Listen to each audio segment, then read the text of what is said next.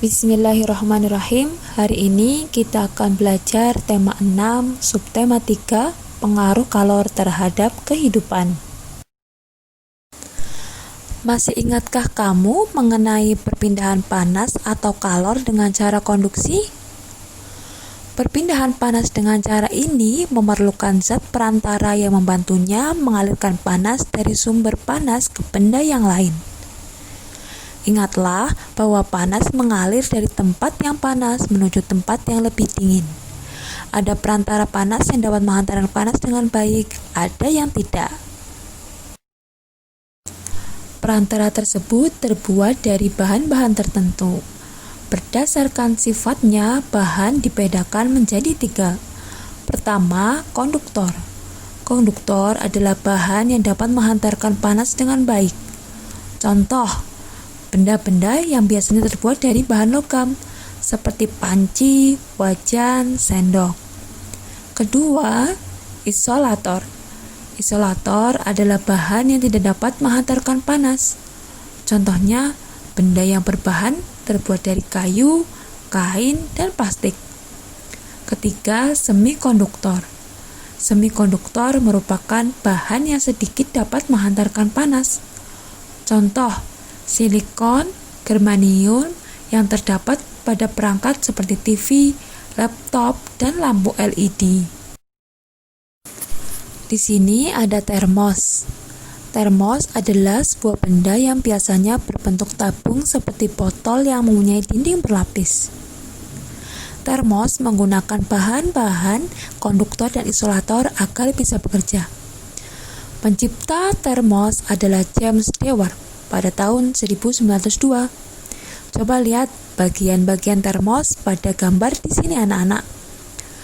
Ada sumbat termos, dinding dalam kaca, dinding luar kaca, air, ruang hampa udara, dinding pelindung kaca, dan karet penahan kaca. Ini adalah bagian-bagian dari termos. Kita akan bahas ya. Termos dirancang berbentuk seperti kaca dengan bahan mengkilap yang dapat menyimpan cairan agar tetap memiliki suhu seperti semula. Dinding dalam termos dirancang seperti kaca, maka kalor yang terdapat pada air panas tersebut tidak bisa berpindah dengan cepat.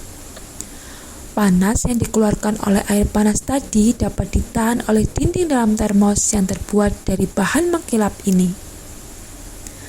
Dalam termos kan ada namanya ruang hampa udara. Nah, berbentuknya kan termos seperti botol. Kita sebut botol hampa udara. Botol hampa udara merupakan wadah dari kaca berdinding ganda. Jadi dindingnya ada 2. Dengan ruang di antara dindingnya dikosongkan dan ditutup rapat untuk mencegah agar panas tidak menjalar.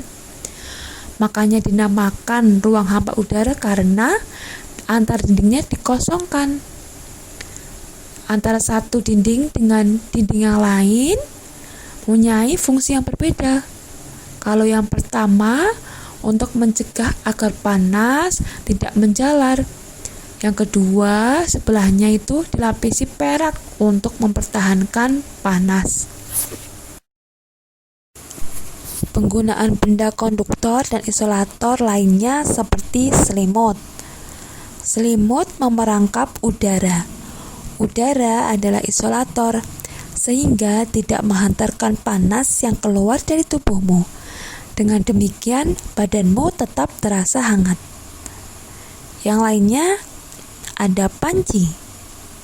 Panci terbuat dari bahan logam, misalnya aluminium. Aluminium merupakan penghantar panas yang baik. Panci akan menghantarkan panas ke makanan yang dimasak. Pegangan panci terbuat dari plastik.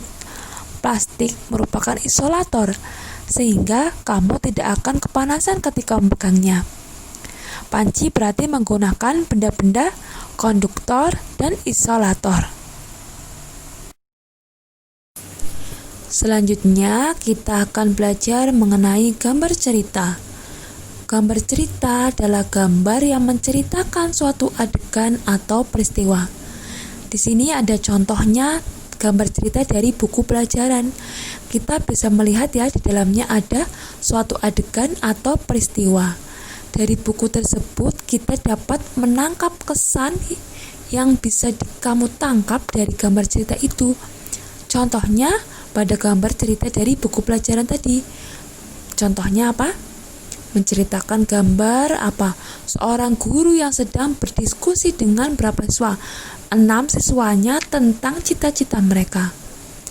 Buku ini merupakan buku kegiatan belajar siswa. Kita ceritakan buku tentang apa sih ini? Nah, di sini ada 2 buku lainnya ya.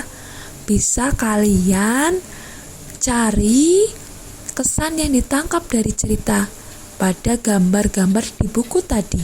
Silakan bisa dikerjakan.